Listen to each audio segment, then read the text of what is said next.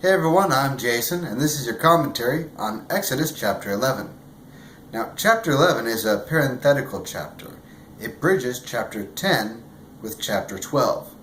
At the end of chapter 10, we have Pharaoh telling Moses that he never wants to see his face again. And in chapter 12, we have the final of the 10 plagues. Now, Moses has not yet left Pharaoh's presence when we get into chapter 11. So it says here, the Lord had spoken to Moses. He had said to him, I will bring one more plague on Pharaoh and on Egypt. After that, he will let you and your people go. When he does, he will drive you completely away. Tell the men and women alike to ask their neighbors for articles made out of silver and gold.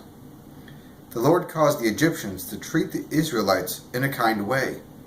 Pharaoh's officials and the people had great respect for Moses.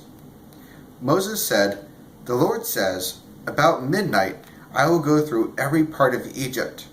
Every oldest son in Egypt will die. The oldest son of Pharaoh, who sits on the throne, will die. The oldest son of the female slave who works at her hand mill will die. All of the male animals that were born first to their mothers among the cattle will also die. There will be loud crying all over Egypt. It will be worse than it's ever been before, and nothing like it will ever be heard again. But among the people of Israel, not even one dog will bark at any man or animal. Then you will know that the Lord treats Egypt differently from us. All of your officials will come and bow down to me. They will say, Go, you and all of the people who follow you. After that, I will leave. Moses burned with anger when he left Pharaoh. The Lord had spoken to Moses. He had said, Pharaoh will refuse to listen to you, so I will multiply my miracles in Egypt. Moses and Aaron did all of those miracles in the sight of Pharaoh, but the Lord made Pharaoh's heart stubborn. He wouldn't let the people of Israel go out of his country. So far, the Egyptians have already gone through 9 different plagues. They're about to have the 10th plague, which is by far the worst one yet. And it's difficult to understand how a loving God that we see in the New Testament can be the same God that would be bringing so much wrath upon the Egyptians now. I mean, he hardens Pharaoh's heart. And then he's about to wipe out the firstborn sons of all of the Egyptians. It's difficult to reconcile this. But we have to realize that this is the same God who is also very merciful, is the one who's just. Sometimes we forget the oppression that the Pharaoh and the Egyptians had done to the Israelites. For 400 years, the Israelites were in Egypt, and the majority of that time, they were made to be slaves to the Egyptians. The Pharaoh that was there at the time of Joseph, he knew Joseph. He had reason to allow Joseph to bring his family in. But with each passing Pharaoh, it's not always a direct lineage.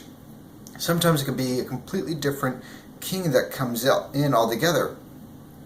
The new Pharaoh had no reason to uphold any promise made to Joseph at all. So he sees what has then become millions of Israelites in his land posing a serious threat to him, especially since they were monotheistic and Pharaoh is God himself and one of many gods over Egypt. So they had to turn them into slaves. They were very oppressive towards them. And even the story of Moses begins with a genocide on all of the male babies for the Israelites.